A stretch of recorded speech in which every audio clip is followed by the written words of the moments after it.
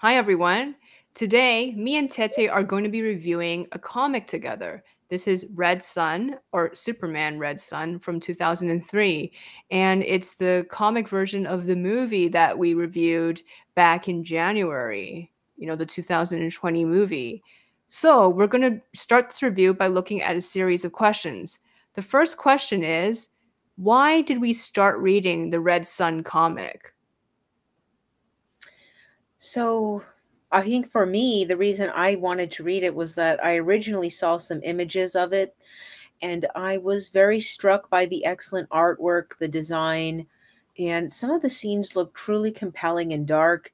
And it just had a really nice stylization that evoked like a very retro vintage feel, but also psychological, but also an interesting take on sort of the Russian Soviet propaganda, as well as color schemes that have often been executed and exemplified in this kind of art style of not only really Soviet propaganda, but maybe experimental art from the Soviet Union of, say, anywhere from the 60s to 80s. Did it remind you of Mayakovsky? Not so much Mayakovsky. I mean, I would say maybe the emotions of Mayakovsky, but it reminded me more of the artwork of some of the great propaganda artists like Demi Moore, um, as well as other different Soviet propaganda artists that really exemplified striking contrasts, use of shade and light, as well as kind of peering into the almost subconsciously sort of a thing of darkness in a way, but it's kind of a warped light overcoming darkness because you can kind of feel there's this really grim undertone to this kind of this force of hope. Like you cannot force Mhm. hope, but there's so much force coming from this. So this is, I think, Superman Red Sun, despite a few faux pas with some stereotypical clothing and some faux pas with Cold War stereotypes, did a very exemplary, wonderful job with capturing that essence of Soviet art. Absolutely. So, what were our expectations coming in? Oh, wait, actually, I need to answer the first question. Sorry about that. So, All the right. first question is, why did we start reading it? And, Tete already answered it. So, for me, I decided to start reading it because you were really interested in it. And, I was thinking back about the movie and how it wasn't good. And, as you will see in the review that me and Tete did back in January, link in the description of the movie, it had a lot of flaws and the pacing wasn't good. But then you kept on talking about the comic even a few months after watching the movie with me.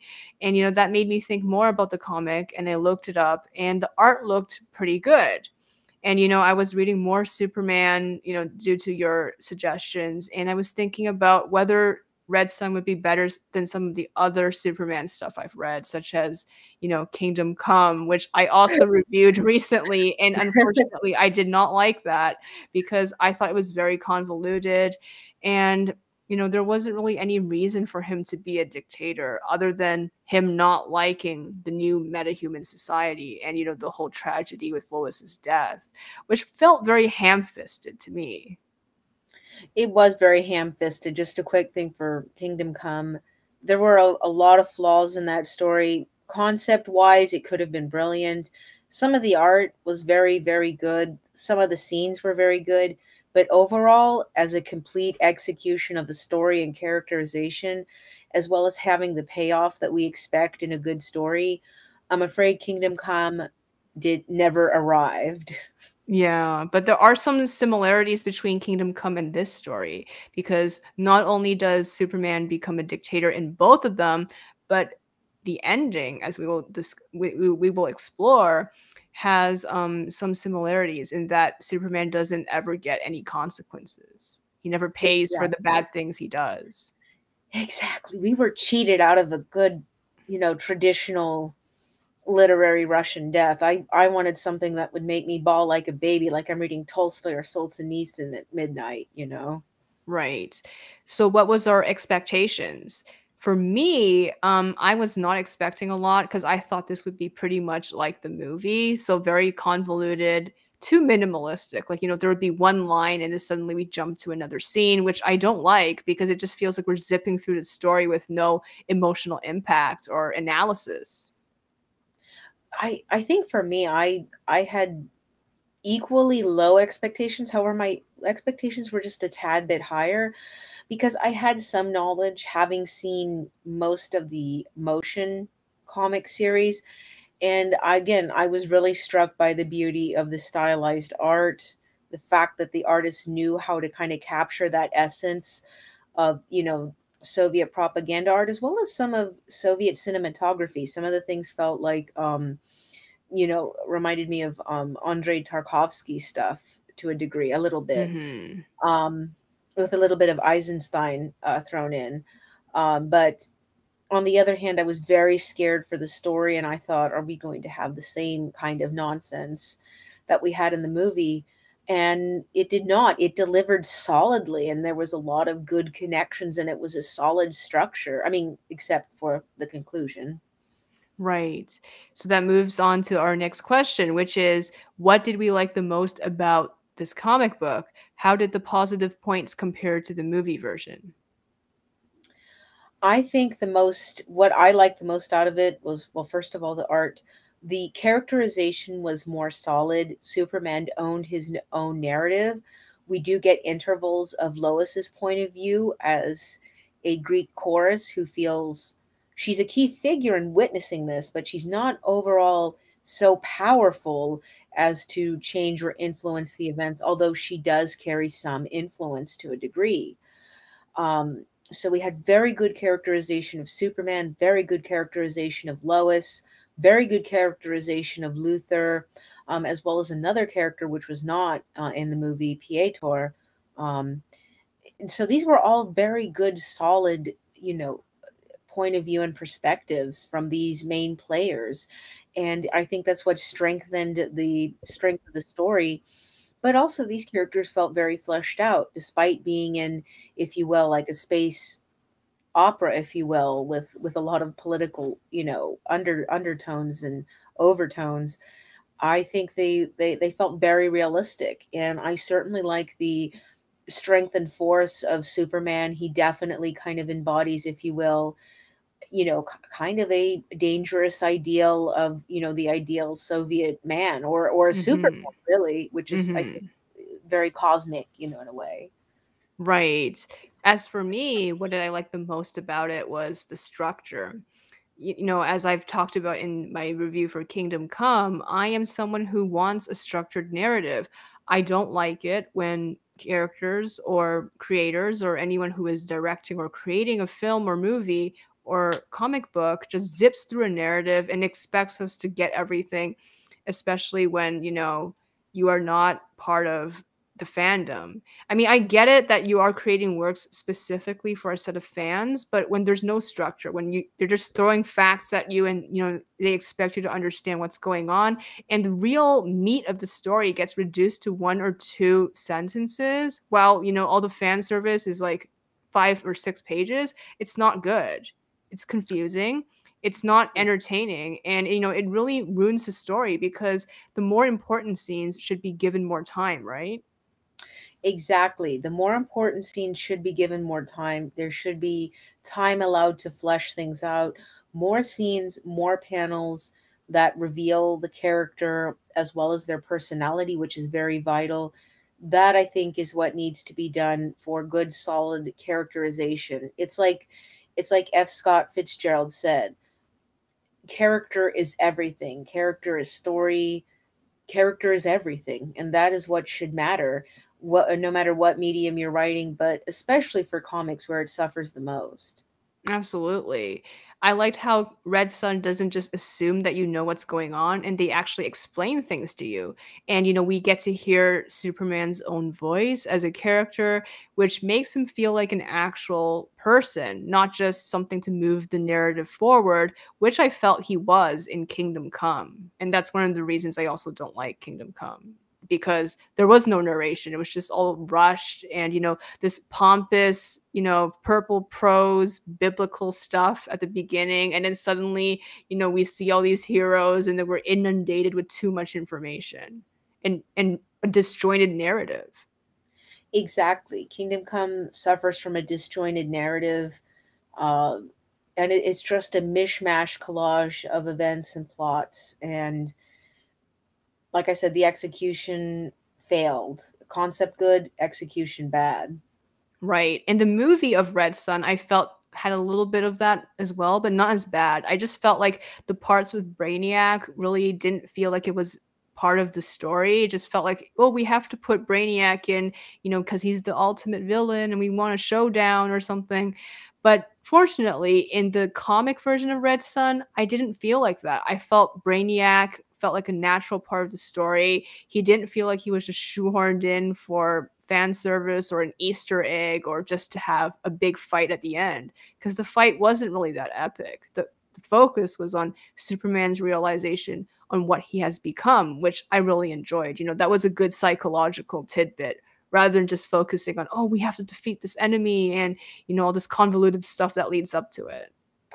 Exactly, exactly. Brainiac felt very much like a political subconscious that really warped Superman, as well as the figure of Pietor. So you have Pietor, who's the illegitimate son of Stalin, who is like chief of security of the state.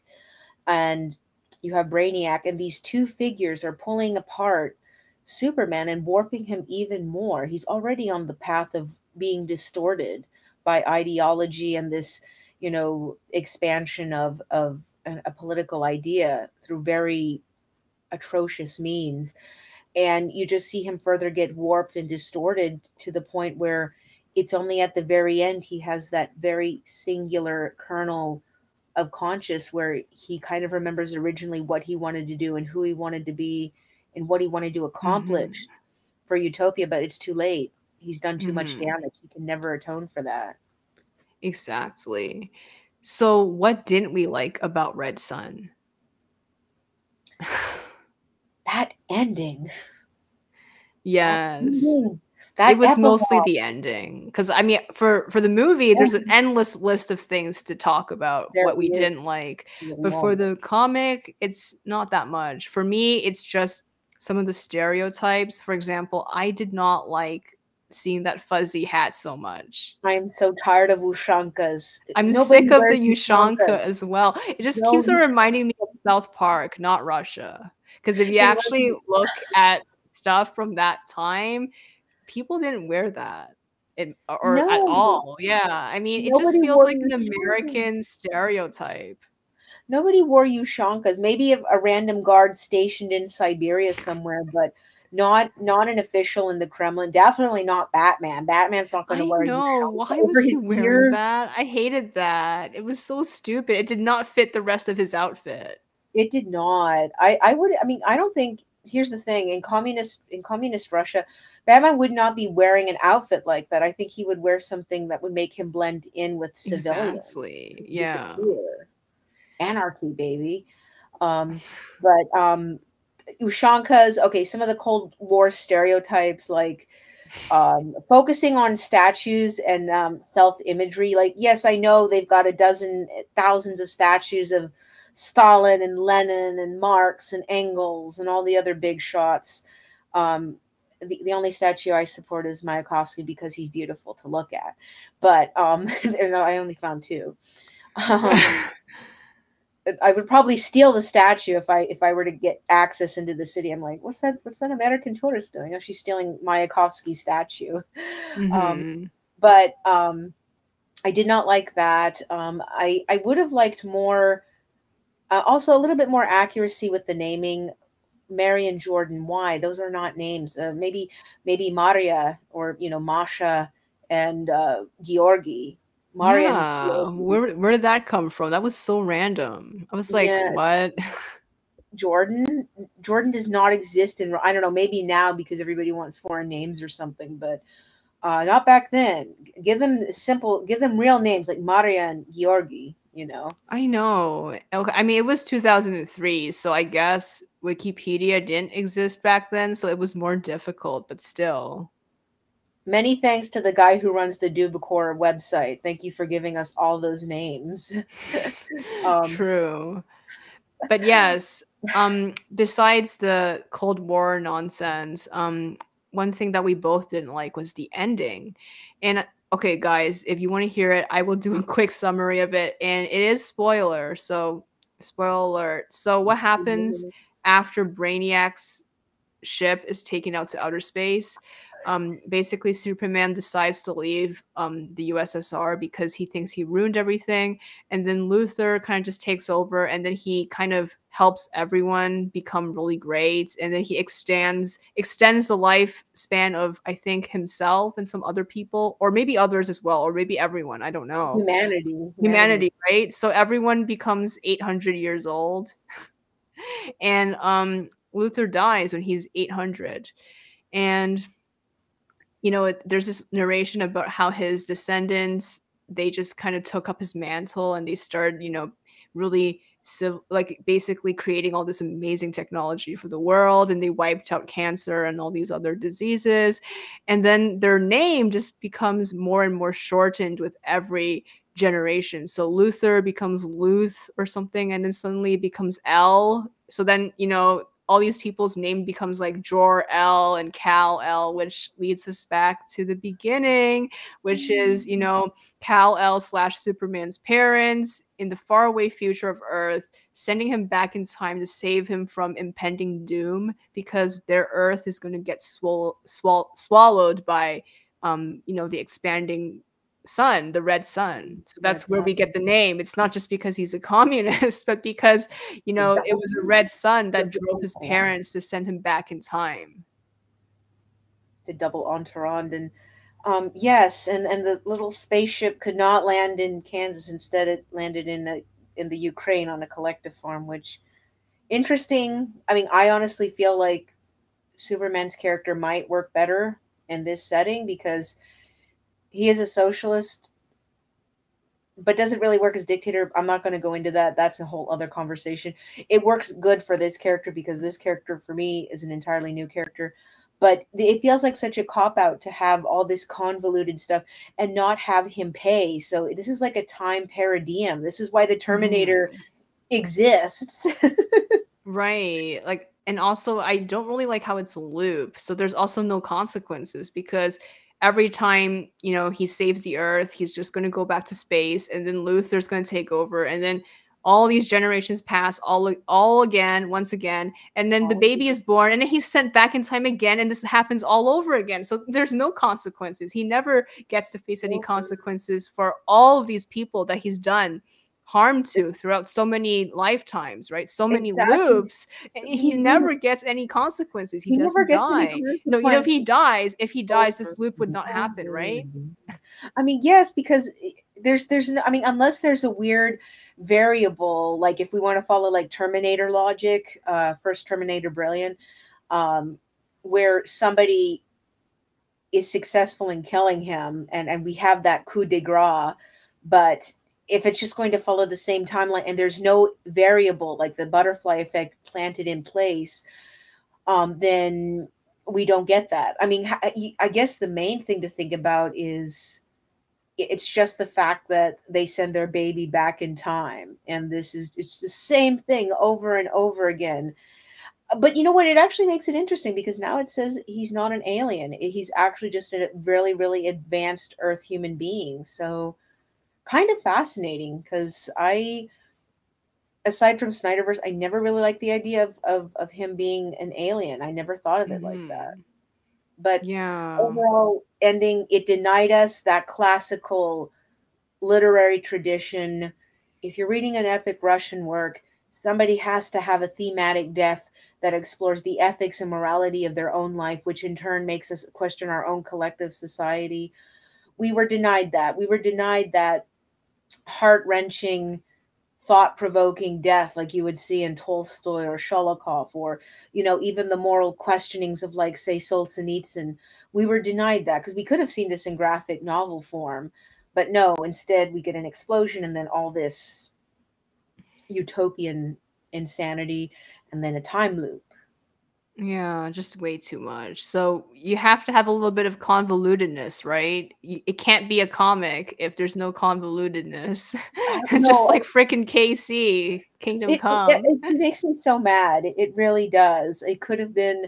I don't want to accept that conclusion. I want just think of him expiring in a supernova, and then he's paid, kind of atoned from his crimes, not fully, but at least he's made a step towards atoning for his crime. Exactly, right. So, yeah, just like in Kingdom Come, it seems like a lot of these comics do not want to include death or anything too quote unquote mature, even though there's death and stuff. They didn't want to show, for example, Lois's loveless marriage. I mean, That's especially in the movie. I mean, in the comic they did, but in the movie, I think the more mainstream something is, for example, movie on the silver screen or animated movie, they don't want to include the dark stuff. And dark isn't just about death because there's plenty of death already. It's always about these things like, I guess his beloved character dying, for example, if Superman died, they would never include that. And also, stuff like Lois being in a loveless marriage. exactly. I think they were too afraid to tackle that. And to be honest, people complain when more mature and grimmer realities are explored. I think this is why people were very divided on Snyderverse, because Snyderverse presented such dark and grim realities and questioning many things. And there were people who loved Snyderverse, but there were more people who did not, which sadly kind of spelt the end for Snyderverse, which is sad because we could have had Hmm. something with more substance, but c'est la vie. Right. So finally, what's our rating for this? I would give this 4.5 out of 5 stars because I think it's generally very good. I just docked half a point because I do not like the ending and I also did not like the stereotypes. I'm going to give the same rating for the very same reasons. The conclusion was superfluous and unnecessary. Did it have some cosmic influences, as well as proving, that Superman is not an alien and poses some interesting questions? It does. However, I do not like the fact that he does not pay for his consequences. And I did not like the stereotypes. Honestly, while there were less stereotypes in this, I would have aimed for more accuracy and more nuance, and also looking at more photos of life in the Soviet Union. It is not that hard. Go on VK, learn Cyrillic. It's that easy. Well, in defense of it, it's from 2003. That's true. No VK. Start a pen pal correspondence. They didn't care. Like I said, it was just kind of created. I think they weren't thinking about an international audience back then because, back then it was, you know, um, the Mostly early American. 2000s, right? Back then, Americans were obsessed with just America. They thought they were the greatest nation on earth. They didn't have to appeal to anyone. That is true. That is true. But yes, I would have to say I'm only going to give it 4.5 because of stereotypes, and that ending should have been handled better. I was mad we were denied a Tolstoyan slash Solzhenitsyn esque death. So we did Hmm. not have a satisfying disclosure or any closure for answering or being held accountable for atrocities. Right. Thank you so much for joining me. You're very welcome. Thank you for this awesome review. It was so much fun. Bye. Bye.